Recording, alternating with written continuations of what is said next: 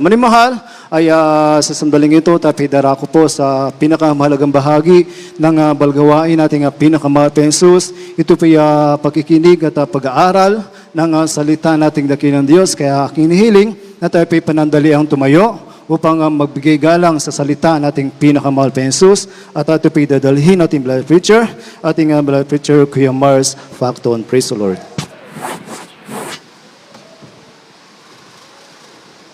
Praise the Lord. Everybody shout, praise the Lord. Purihin ang ating napakabait na Diyos. God bless you po sa ating beloved co-preacher, Brother Randy Ikban, mga minamahal. Tayo pong lahat sa mga sandali pong ito ay dumalangin sa ating pinakamamahal na Panginoon upang tayo po'y samahan, gabayan, at pagpalain po ng ating dakilang Diyos. Praise the Lord. Hallelujah. Opo, dakila, mapagpala, makapangyarihan po naming Diyos sa mabanal, aming pinakamamahal na Panginoong Yesus, kami dakilang Diyos sa mga sandali pong ito ay nagpapasalamat, mahal na Panginoon, sa iyong paggabay patnubay sa bawat yugto ng banal mong gawain. Salamat, mahal na Panginoon, sa mga awitin, aming pagpupuri.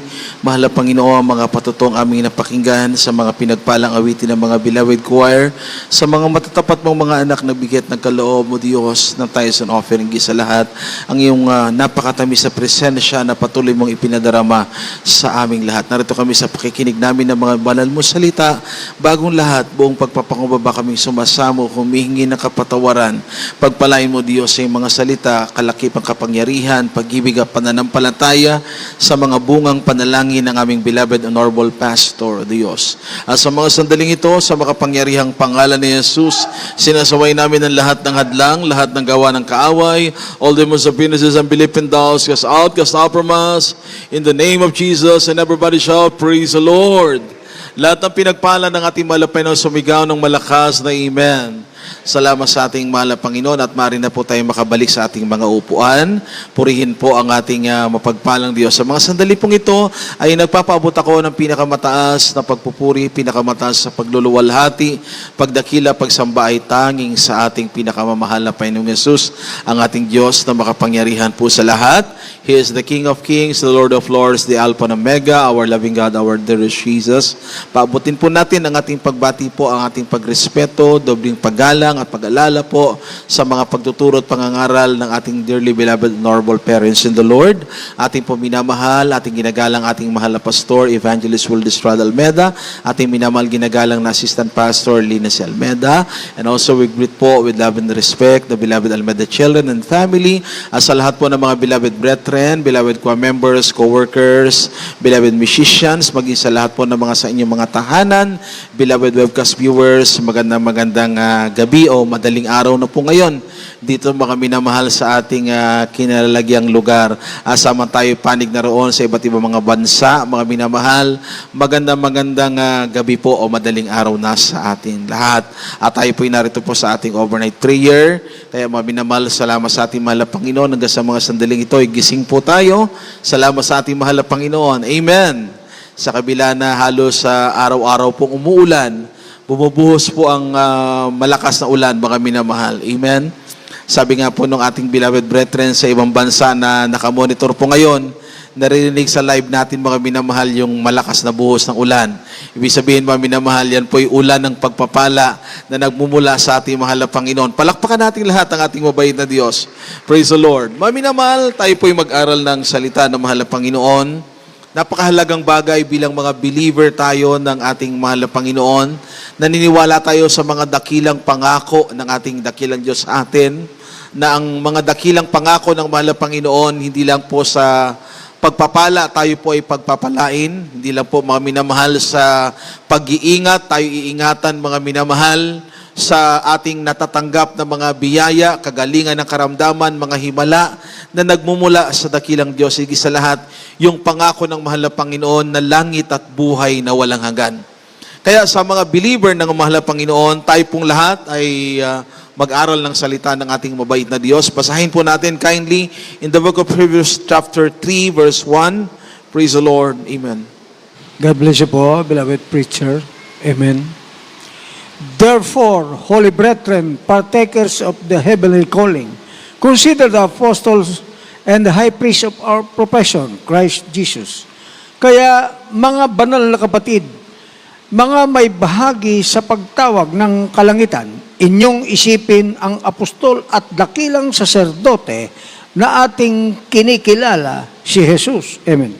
Lahat ay masabi ng malakas na praise the Lord. Salamat po sa pagkabasa ng salita ng ating mahal na Panginoon. At i-prepare po natin mamaya ang 1 Thessalonians chapter 5, verses 9 to verse 11. Mga minamahal.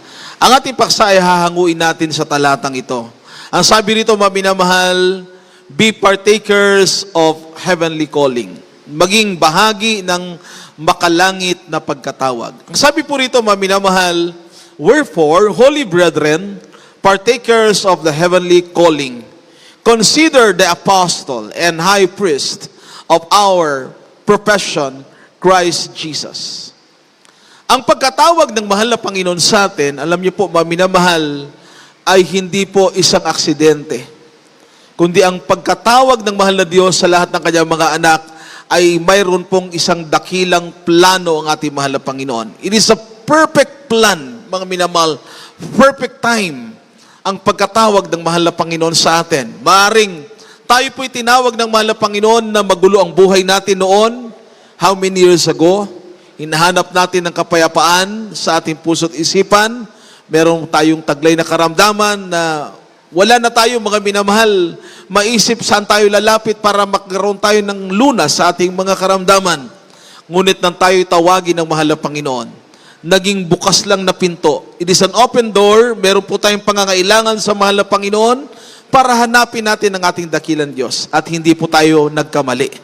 Dinala tayo sa banal na gawain ng Jesus Miracle Crusade International Ministry na dito ay merong totoong pastor ng Diyos, nangangalaga, nananalangin, nagsasakripisyo, nag-aayuno, at tayo pong lahat ay pinagpalang lubos ng ating mahal na Panginoon. Ngayon, mga minamalang, sabi po rito, kinakailangan bilang mga believer tayo ng mahal na Panginoon, ang pagkatawag ng dakilang Diyos sa atin, ang sabi rito, it is a heavenly calling. Ibig sabihin, mga minamahal, ang makalangit na pagkatawag ay dapat maisapuso ng lahat ng mga believer ng ating mahal na Panginoon. Kinakailangan, mga minamahal, isa-isip natin ito, gaano tayo ka-bless, gaano tayo kapinagpala ng mahal na Panginoon sa napakaraming tao sa buong mundo. Isa tayo sa mga hinirang, pinili at tinawag ng ating pinakamamahal na Panginoon. Kaya magpasalamat tayo sa dakilang Diyos. Everybody shout, praise the Lord. How many years tayo, mga minamahal, naghihirap sa karamdaman, sa problema? Eto na tayo ngayon. Malalakas ang katawan, mga minamahal. Masigla tayong naglilingkod sa Diyos. Masaya tayong naglilingkod sa mahal na Panginoon. Pinagpala tayong lubos ng ating pinakamamahal na Panginoon. Ang sabi rito, mga minamahal, itinalaga tayo ng ating dakilang Diyos sa isang napakahalaga at napakapinagpalang buhay. Ang pagkakaroon ng totoong kaligtasan na nagmumula sa ating mahal na Panginoon. Bayaran man tayo, mga minamahal, hindi natin tatanggapin sapagkat ang kaligtasang ating nakamtan, ito po ay priceless. Walang katumbas na halaga. Ang kaligtasan na ikaw na dati, mga minamahal, patungo na tayo sa tinatawag na pagkapahamak, ngunit hinango tayo ng mahal na Panginoon. Pinili tayo at ngayon sinisigaw natin, tayong lahat ay pinagpala ng ating pinakamamahal na Panginoon. Basahin natin, kindly po, ang susunod na verse. Praise the Lord.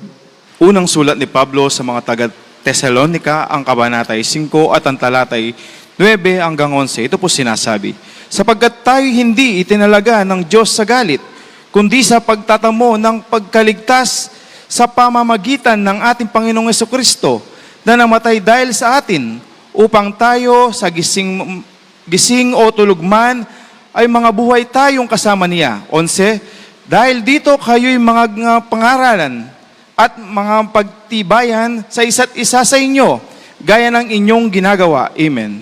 Lahat ay masasabi ng malakas na Amen. Everybody shout, praise the Lord. God bless you po sa pagbabasa ng Word of God. For God had not appointed us to wrath, but to obtain salvation by our Lord Jesus Christ, who died for us, that whether we wake or sleep, we should live together with Him. Wherefore, comfort yourselves together, and edify one another, even as also ye do. Sabi ng salita ng mahal na Panginoon, tinawag tayo ng mahal na Panginoon, ano po? Para maligtas. So, mga minamahal, yung mga trials pala na dumarating sa buhay natin, gaano man kabigat po yung nararanasan natin na pagsubok, nawalan ka ng trabaho, mga minamahal, inuusig ka, dumaranas ka ngayon, mga minamahal, ng pagtitiis. Dumaranas ka ngayon, mga minamahal, bagyo ng pagsubok. Pero sabi ng Biblia, ikagalak natin ang lahat ng ito sapagkat tayo'y tinawag nga ng mahal na Panginoon upang ating matamo ang kaligtasang nagmumula sa dakilang Diyos. Alam natin, mga minamahal, bilang mga believer tayo ng mahal na Panginoon. With a sound mind, with a clear understanding, noon, nung sa simula pa lamang tayo, hindi pa natin maintindihan anong kaligtasan Anong kahulugan ng kaligtasan. Pero habang tumatagal tayo, mga minamahal, habang tayo ay patuloy na tumatamis ang ating pag-ibig sa ating mahal na Panginoon, na kahit may kahirapan ka, nagpapatuloy ka, mga minamahal, ikaw ay maningas sa iyong pananampalataya, sa iyong pakikipag-ugnay sa mahal na Panginoon, sapagkat nalaman natin, wala palang maitutumbas ang lahat ng kahirapan at pagtitiis na ating nararanasan ngayon doon sa kaluwalhati ang naghihintay sa atin sa kaharian ng ating mahal na Panginoon. Na doon ang sabi ng Biblia, sa langit ay wala ng paghihirap. So lahat po ay pansamantala lamang. Amen? Minsan nadarapa tayo, minsan nasasaktan tayo, minsan gumagana yung ating emosyon, pero hindi lahat ng oras, mga minamahal, pagaganahin ang emosyon.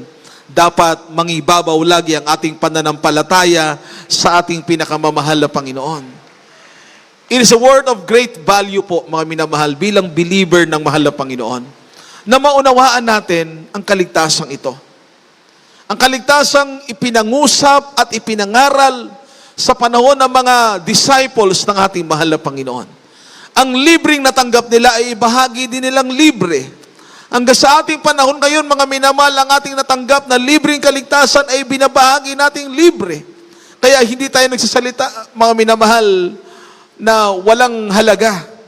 Ang bawat sinasabi natin, kung sinasabi natin ang Diyos ay mabuti, yes, napatunayan natin ang ating dakilang Diyos ay totoong napakabuting Diyos, mga minamahal. Magbabago ba ang isang masamang tao kung hindi mabuti ang Diyos?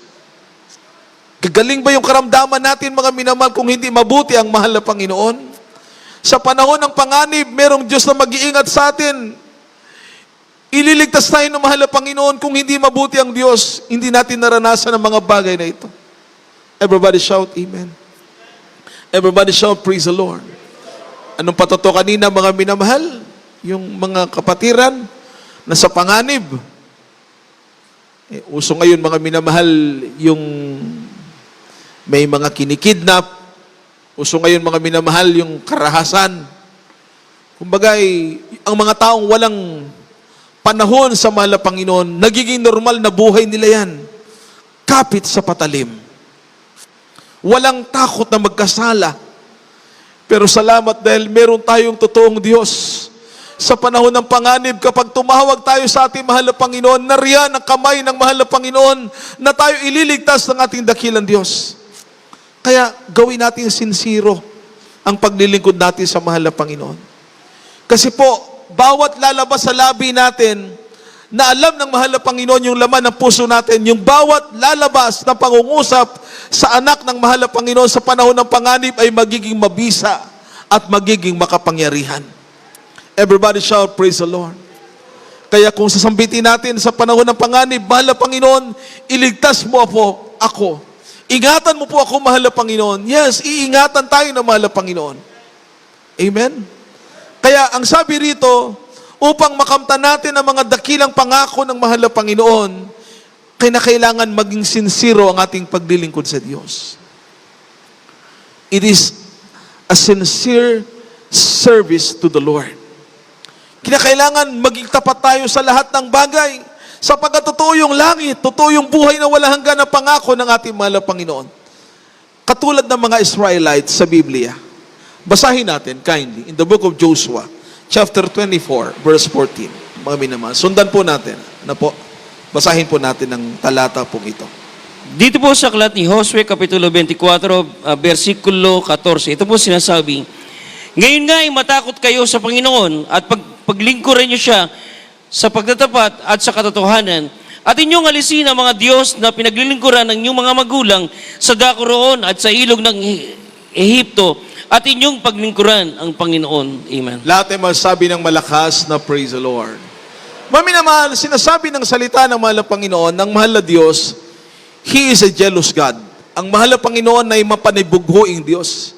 Silosong Diyos. Kinakailangan sa Kanya lamang natin iuukol ang ating matapat na paglilingkod sa mahal na Panginoon. At ang matapat na paglilingkod sa Diyos, the sincere service to God, walang pinipiling panahon po ito. Ano man ang kalagayan ng sitwasyon, sa pagpapala man tayo o sa pagsubok tayo, sa kalungkutan man tayo o sa kagalakan tayo, dapat nananatili ang ating sincero at matapat na paglilingkod sa ating pinakamamahal na Panginoon. Nabasa natin ang talatang ito, mga minamahal, sabi ng salita ng ating pinakamamahal na Panginoon, purihin ang ating dakilang Diyos, praise God, mga minamahal. Sabi ng Word of God, now therefore, fear the Lord and serve Him in sincerity and in truth. Lahat ng mga sincere naglilingkod sa Diyos, sumigaw ng malakas na praise the Lord. Praise the Lord. So pag sinabing sincero, mga minamahal, hindi ka pinilit, ito'y kusang loob na ginagawa natin para sa mahal na Panginoon. Amen? Amen. And put away the gods which your fathers served on the other side of the flood and in Egypt, and serve ye the Lord. Pagka sincero ang paglilingkod mo sa mahal na Panginoon, yung mga nagiging Diyos-Diyosan, mga minamahal, sabi ng Biblia, hindi masamang humanga, pero walang hihigit dapat na paghanga tanging sa mahal na Panginoon lamang. Amen. Kaya tayo, ang pinaka-highest honor natin, pinakamataas nating pagpaparangal, iniuuko lamang natin tanging sa ating pinakamamahal na Panginoon. Ang pinakasinsirong paglilingkod natin sa Diyos. Kaya kahit napapagod na tayo, minsan nakakaranas tayo, maminamahal. Pero pag araw ng gawain, dumarating tayo sa gawain ng mahal na Panginoon, nagpupuri pa rin tayo, nananatili tayong laging nagagalak sa presensya ng ating mahal na Panginoon. Amen? Minsan yung kapatiran, pagod na sa trabaho, mahal na Panginoon, mag-overnight pa ba ako? Dapat nagpapahinga na ako dahil napagod na yung katawan ko, patang-pata buong maghapon. Pero alam niyo po, mga minamahal, yung ginawa natin pagtatrabaho, para lang sa pangangailangan natin yon. Obligasyon sa pamilya. Pero yung pagdalo mo sa gawain ng mahal na Panginoon, yun po yung pagpapaabot mo naman ng pag-ibig at pagmamahal mo sa dakilang Diyos. Ngayon, anong mas matimbang sa atin, mga minamahal? Yung nagtrabaho tayo ng 8 oras, o dumalo tayo sa gawain ng mahal na Panginoon at ibinigay natin ang ating pinakamataas sa pasasalamat sa kalakasang bigay ng dakilang Diyos sa atin. Amen? Kaya iba yung pakiramdam. Iba yung nararamdaman natin kapag meron ka laging ginagawang the best service para sa mahal na Panginoon. Everybody shout, praise the Lord. Let us remember, it is about a heavenly calling. And God is always watching us. Laging nakikita ng mahal na Panginoon, pagdating ng araw, kung worthy ba tayo, karapat-dapat ba tayo, mga minamahal, doon sa kanyang inihandang langit at buhay na walang hanggan. Katulad ng mga Israelites, hindi lahat ay nakapasok doon sa promised land. Isipin niyo po, mga minamahal, yung pangako ng mahal na Panginoon na lugar sa kanila ay binubukalan ng gatas at pulot. Pag sinabi, mga minamahal, it is a land melt with milk and honey. Ibig sabihin po, yung pagbukal ng gatas at pulot doon sa Kanaan ay hindi matatapos. kung paano silang pinahirapan doon sa Egypt pagdating ng Promised Land. Hindi na sila maghihirap doon sapagkat nakahanda na ang mga pangako ng ating mahal na Panginoon. Sa ating panahon, mga minamahal, higit pa po doon sa lugar ng Kanaan, sa Promised Land na ibinigay ng Diyos sa mga Israelites, ang inihanda ng mahal na Panginoon para sa atin. Sapagkat doon sa langit, mga minamahal, wala ng pagluha, wala ng paradaramdam, wala ng problema, mga minamahal. Ang gagawin natin, katulad ng ginagawa natin ngayon na tayo tinuruan ng ating beloved parents in the Lord na lagi kang manalangin, lagi kang magpuri sa ating mahal na Panginoon, lagi mong ikagalak sa iyong mga puso ang pagpapasalamat sa ating mabait na Diyos. Kasi yun ang ikinatutuwa ng mahal na Panginoon eh. Pag pinapupurihan natin ang mahal na Panginoon, masaya tayong umaawit sa ating mahal na Panginoon. Amen? Kasi gagawin ng diablong lahat para madistract ka. Everybody shout, praise the Lord. Praise the Lord. Habang nagpupuri ka sa mahal na Panginoon, yung anak mo kakalabit sa'yo. Papa, pahingin 5 piso. Pahingin 10 piso. Amen. Everybody shout, praise the Lord.